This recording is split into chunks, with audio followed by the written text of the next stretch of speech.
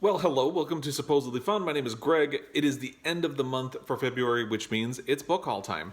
And I have a small book haul this month. I had a small one last month as well. Only 4 books that I added to my collection. This, I think, is going to be an ongoing effort for me throughout 2020. I had some large book hauls in 2019, and now I'm having shelf space problems galore. So I need to try to remedy this situation. And one thing I really want to do this year is support my local library by getting more books from them. So I'm going to make an effort to do that and, save my wallet a little bit of trouble and not purchase as much. Because the other thing is, all those books I purchased right now, or last year, not last month, are still sitting there waiting to be read for the most part. I've only gotten to a fraction of them.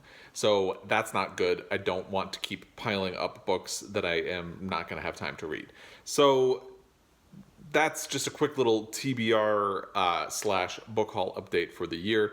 I'm going to try to keep these small, but hopefully I will make up for the lack of quantity with some quality.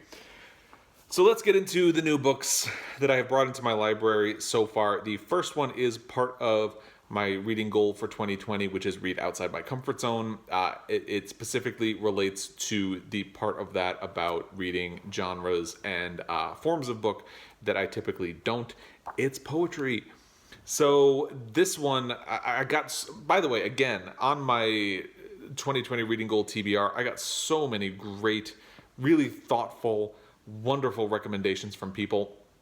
I'm still going through a lot of them. I got a lot of poetry recommendations because I also reached out to a couple of people to send me some poetry recommendations on their own. On that TBR video, a couple of people mentioned Mark Doty. In particular, I believe Jason from Old Blues Chapter and Verse and Sean the Book Maniac mentioned Mark Doty. And so I picked up My Alexandria, which is one of his early books.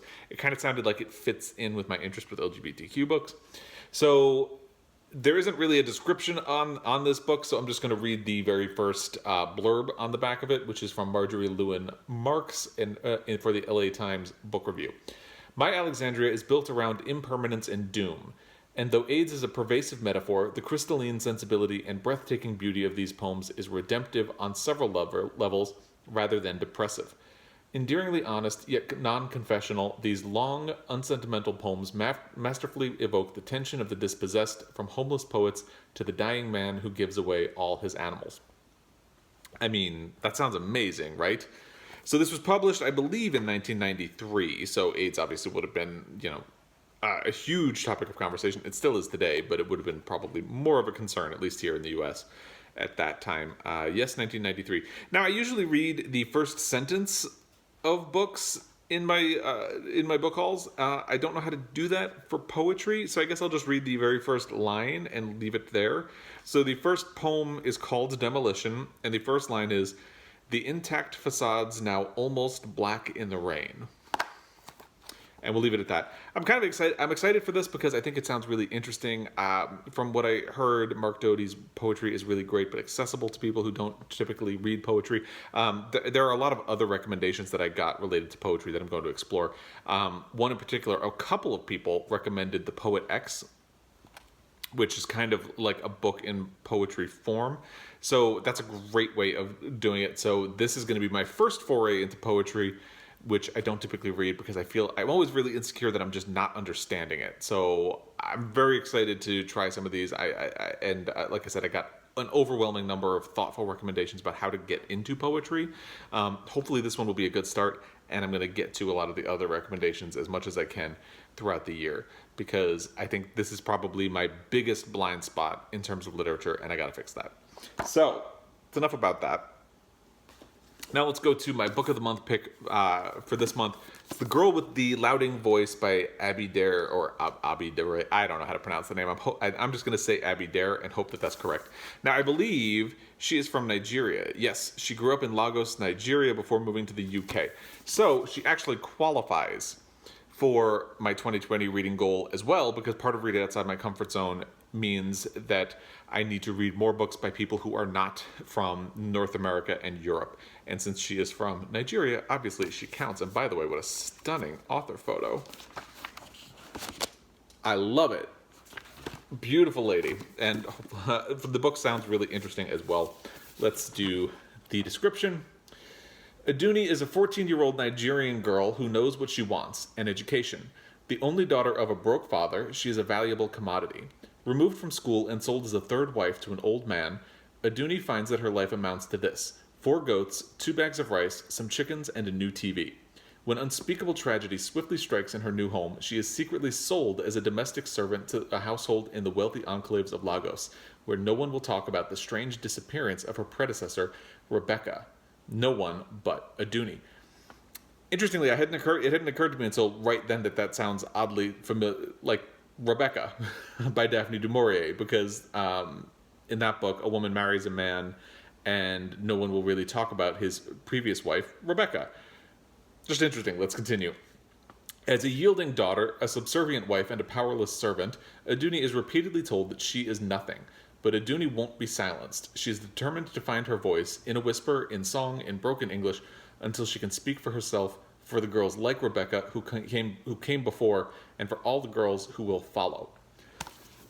I'm really looking forward to getting to this book. I have a kind of, as I said, I have a backlog of books that I need to get to, and my reading schedule is kind of set through March and into April, so I don't know when I'll get to it, but I'm really looking forward to it.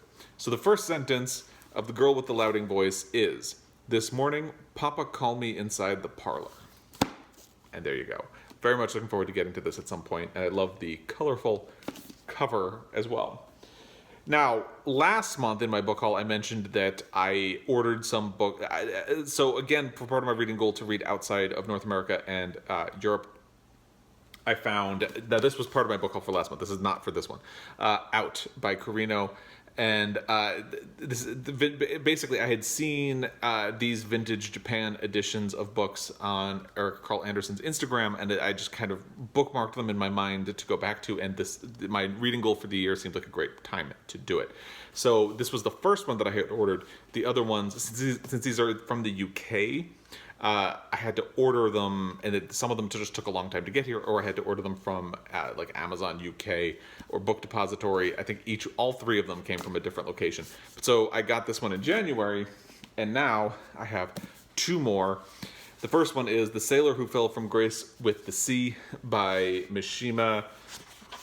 Hang on, I want to get you the actual name. Yukio Mishima. I'm sorry, I blanked on the first name.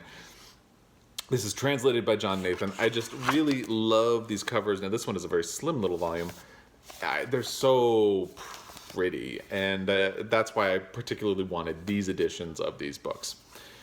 So, a band of savage 13-year-old boys reject the adult world as illusory, hypocritical, and sentimental, and train themselves in a brutal callousness they call objectivity.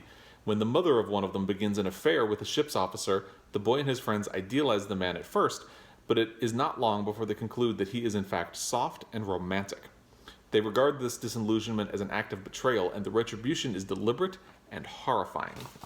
I've heard good things about this book. I think there was a movie edition, or a movie adaptation from the 70s. I don't know who was in it. I've never seen it. The first sentence is, "Sleep well, dear." So there you go. The other one I ordered is the Makioka Sisters. The author is, I don't know why they don't just have the full name of the author on the cover, but Junichirō Tanizaki. And again, beautiful cover. That is why I wanted this one. I know this one is available in the US with a different edition, but I just really love this cover. So there you go. And look at these birds on the back. It's so pretty.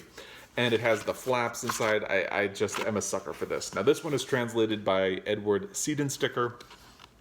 Here's the plot. In the years leading up to the Second World War, 4 sisters live in dilapidated houses in Osaka and Ashiya, and each navigate their own complex personal relationship with the fading luster of the Makioka family name. Rich with breathtaking descriptions of ancient customs and an ever-changing natural world, Junichirō Tanizaki evokes in loving detail, a long-lost way of life, even as it withers under the harsh glare of modernity. Very much looking forward to this, and I heard really great things about this when I was looking into reviews of it before I decided to order it. The first sentence is, "Would you do this, please, Koi-san?" So there you go. And I mean, I'm not going to shelve them together on my shelves, but look how pretty they even look together. They're just really beautiful editions of these books. I had wanted to order one of the other ones that they have is The Housekeeper and the Professor by Yoko Ogawa. I really wanted to order that one, but I could not find it in a format that was shippable to the US, at least not at this moment. So I kind of have that one bookmarked in my mind to get back to, although now I've kind of loaded my deck with Japanese authors for this, so I feel like I need to make sure I hit some other parts of the world as well. But I am keeping an eye on that one. The only other book in this edition was The Wind-Up Bird Chronicle by Haruki Murakami. I already have a copy of that book, and I've already read it, so I would not be pursuing that one. But I am going to be keeping an eye out for The Housekeeper and the Professor by Yoko Ogawa. So there you go. Here are the books that I brought into my library in the month of February. Not that one. If you have read any of these, I would love to hear what you thought of them. If you have feedback or maybe think I should hold off on one of them, let me know. If you are also a big fan of these pretty books, I would like to know. And again, if you have other recommendations on poetry, I already have a lot, but I would definitely take them into consideration. So there you go. That's my book haul for this month. Like I said, I'm going to try to keep it small heading into March and throughout the rest of the year, but there will definitely be new purchases all along the way. So, as always, I really appreciate your time. Thank you so much, and especially if you are a subscriber, you are the best. If you're new, hi, how are you? And as always, I will be back with more. I'm getting ready to do my February reading wrap-up, which is going to be a little slow, because, you know, I didn't get a whole lot of reading done this month, as you probably know if you follow along. But it's going to be what it's going to be. So I will work on that, get it up for you, and I'll be back. Until then, happy reading.